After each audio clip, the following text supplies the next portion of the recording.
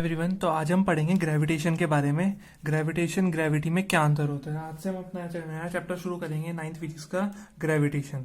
देखिए, ग्रेविटेशन और ग्रेविटी, बच्चे अक्सर कंफ्यूज हो जाते हैं इसमें ग्रेविटेशन क्या होता है और ग्रेविटी क्या होता है। ये दोनों अलग अलग टर्म्स और इनका मतलब भी अलग अलग है। तो अगर हम ग्रेविटेशन की बात कर रहे हैं तो यूनिवर्स में कोई भी दो बॉडीज हैं, उनके बीच में लगने वाला जो फोर्स ऑफ अट्रैक्शन होता है उसको हम बोलते हैं ग्रेविटेशन। मतलब force of attraction between any two bodies in the universe. लेकिन अगर हम ग्रेविटी की बात कर रहे हैं, ग्रेविटी की अगर हम बात करते हैं तो हम किसके बीच में बात करते हैं? हम एक ऑब्जेक्ट और एक प्लैनेट के बीच के फोर्स ऑफ अट्रैक्शन की बात करते हैं। तो अगर ग्रेविटेशन की बात करें तो it is a force of attraction between any two bodies in the universe. लेकिन ग्रेविटी में क्या आता है? एक प्लैनेट और एक ऑब्जेक्ट के बीच में लगने वाला जो फोर्स ऑफ अट्रैक्शन होता है वो क्या होता है? ग्रेविटी होती है। अब जैसे इन दो के बीच में जो फोर्स ऑफ अट्रैक्शन लग रहा है, इन दो पॉइंट्स के बीच में या दो प्लैनेट्स के बीच में जो फोर्स ऑफ अट्रैक्शन लग रहा है, मान लीजिए एक प्लैनेट ये एक प्लैनेट ये, इनके बीच में जो फोर्स ऑफ अट्रैक्शन लग रहा है वो कहलाएगा ग्रेविटेशन। लेकिन अगर मैं इस पेन और अर्थ की बात करूं तो इनके बीच में जो फोर्स ऑफ अट्रैक्शन लग रहा है उसे हम बोलते हैं ग्रेविटी। क्या बोलेंगे? ग्रेविटी। तो it is a force of attraction between the earth and the object lying on और नियर इट सरफेस, उसको हम बोलते हैं ग्रेविटी। तो आई थिंक ग्रेविटी और ग्रेविटेशन जो है वो क्लियर हो गया होगा क्या क्या होते हैं ये। नेक्स्ट हम बात करते हैं एक्सेलरेशन ड्यू टू ग्रेविटी। क्या हमने ये देखा है कि जब हम किसी ऑब्जेक्ट को फेंकते हैं, सभी ऑब्जर्व करते हैं, जब हम किसी ऑब्जेक्ट को फेंकते हैं तो वो ऊपर नहीं जाता, नीचे आता है।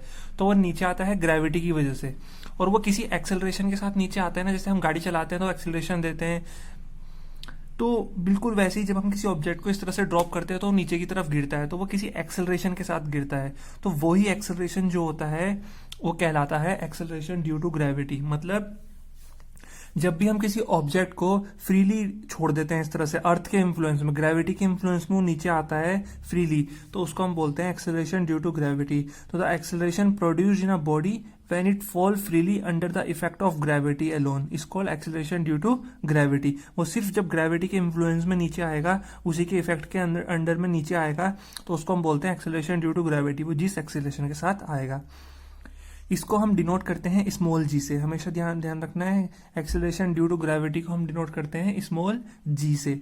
स्मॉल जी की जो वैल्यू होती है, एक फिक्स्ड वैल्यू होती है 9.8 मीटर पर सेकेंड स्क्वायर। अभी फिलहाल हम इसके बारे में सिर्फ डेफिनेशन के बारे में बात कर रहे हैं। अभी हम इसे निकालना भी सीखेंगे, कैसे इसको फाइंड आउट करते हैं। तो जी आ जाएगा 9.8 मीटर पर सेकेंड स्क्वायर। अगर इसी को हम सीजीएस यूनिट में लें तो इसे हम लिख सकते हैं 980 सेंटीमीटर पर सेकेंड स्क्वायर, या इसी को अगर हम फीट में लें तो इसे लिख सकते हैं 32 feet per second square. Acceleration due to gravity जो है वो एक वेक्टर क्वांटिटी है हमारे पास। कौन सी क्वांटिटी है? वेक्टर क्वांटिटी, जिसकी डायरेक्शन हमेशा होती है अर्थ के सेंटर की तरफ। तो जैसे कोई भी ऑब्जेक्ट है, ये और इसको ड्रॉप कर रहा हूं तो ये अर्थ के सेंटर की तरफ ही आएगा, ठीक है। तो ये एक वेक्टर क्वांटिटी है जिसकी डायरेक्शन होती है टुवर्ड सेंटर ऑफ अर्थ। हमने एक वर्ड जो है वो बहुत कॉमनली सुना है, वो है फ्री फॉल। क्या सुना है? फ्री फॉल के बारे में हमने बहुत सुना है। फ्री फॉल क्या होता है? तो फ्री फॉल होता है जब भी हम किसी ऑब्जेक्ट को सिर्फ ग्रेविटी के अलोन में इस तरह से छोड़ देते हैं, कोई और फोर्स उसमें नहीं लगता, सिर्फ उसमें ग्रेविटी का फोर्स लगता है, तो उसको हम बोलते हैं फ्री फॉल। तो motion of a body under the influence of a gravity alone, free fall. अब ये देखो, फ्री फॉल में दो केसेस हम पढ़ते हैं मोशन अंडर ग्रेविटी में। मतलब जब भी ग्रेविटी के अंडर मोशन होगा, मतलब ग्रेविटी की वजह से मोशन होगा, तो वो दो तरह के मोशन होते हैं। हो सकता है जैसे हम किसी बॉल को ऊपर की तरफ फेंक रहे हैं, ठीक है, हम किसी बॉल को कहाँ फेंक रहे हैं? स्काई की तरफ फेंक रहे हैं, आसमान की तरफ फेंक रहे हैं, ठीक है। तो वो बॉल ऊपर की तरफ जाती है, तो उस केस में देखिए एक्सेलरेशन ड्यू टू ग्रेविटी नीचे की तरफ जब लगेगा तो वो प्लस वैल्यू होगी उसकी, और जब वो ऊपर की तरफ जाएगी बॉल तो वो अगेंस्ट जा रही है, मतलब एक्सेलरेशन ड्यू टू ग्रेविटी के अगेंस्ट जा रही है। तो उस केस में जो जी की वैल्यू है वो माइनस हो जाएगी। तो जैसे हमारी इक्वेशन ऑफ मोशन होती है ना, हमारी इक्वेशन ऑफ मोशन क्या होती है? हमने पढ़ा है इक्वेशन ऑफ मोशन क्या होती है? v बराबर u प्लस ए टी। तो अगर बॉडी ऊपर जा रही है और इस केस में बॉडी नीचे आ रही है, तो जब बॉडी ऊपर जाएगी तो ये हो जाएगा v बराबर u, ए की जगह आ जाएगा g और ये t, लेकिन साइन आ जाएगा माइनस का, बिकॉज ये अगेंस्ट द ग्रेविटी जा रहा है, तो g की वैल्यू माइनस हो जाएगी। अगली इक्वेशन होती है s बराबर u t plus half A T square. तो जब ये ऊपर की तरफ जा रहा है तो ये हो जाएगा h, डिस्टेंस हाइट आ जाएगी, और ये यू टी और ये a की जगह जाएगा g, लेकिन माइनस का g आएगा बिकॉज मोशन जो है वो अगेंस्ट ग्रेविटी है। और अगला है वी स्क्वायर बराबर यू स्क्वायर प्लस 2as।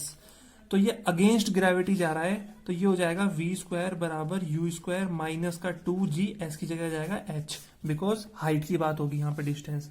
और जब नीचे आती है कोई बॉडी फ्री फॉल के केस में, तो इक्वेशन हो जाएगी v बराबर u plus g t, s बराबर u t plus half g t square, sorry h आ जाएगा यहाँ पे हाइट, और v स्क्वायर बराबर यू स्क्वायर प्लस 2gh।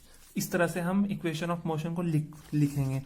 तो जब भी हम इसके ऊपर न्यूमेरिकल प्रॉब्लम्स को सॉल्व करेंगे तो हमें अपने माइंड में लेके चलना है, हमें कॉन्सेप्ट क्लियर रखना है माइंड में कि जो बॉडी है वो अगेंस्ट द ग्रेविटी जा रही है टुवर्ड्स द ग्रेविटी, मतलब अर्थ के अगेंस्ट जा रही है तो जी की वैल्यू माइनस लेंगे, और अगर अर्थ की तरफ आ रही है तो जी की वैल्यू क्या लेंगे, प्लस लेंगे। तो ये हमें ध्यान में रखना है। और जी की वैल्यू होती कितनी है, 9.8 मीटर पर सेकेंड स्क्वायर। तो अगर बॉडी नीचे की तरफ आ रही है तो प्लस लेंगे, और ऊपर की तरफ जा रही है तो माइनस लेंगे।